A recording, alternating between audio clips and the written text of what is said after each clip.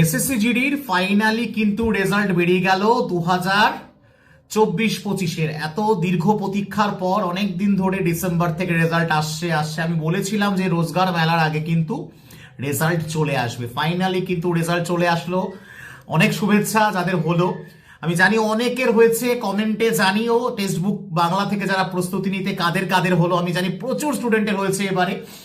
আর যাদের হলো না, মন খারাপ করার কিচ্ছু নেই।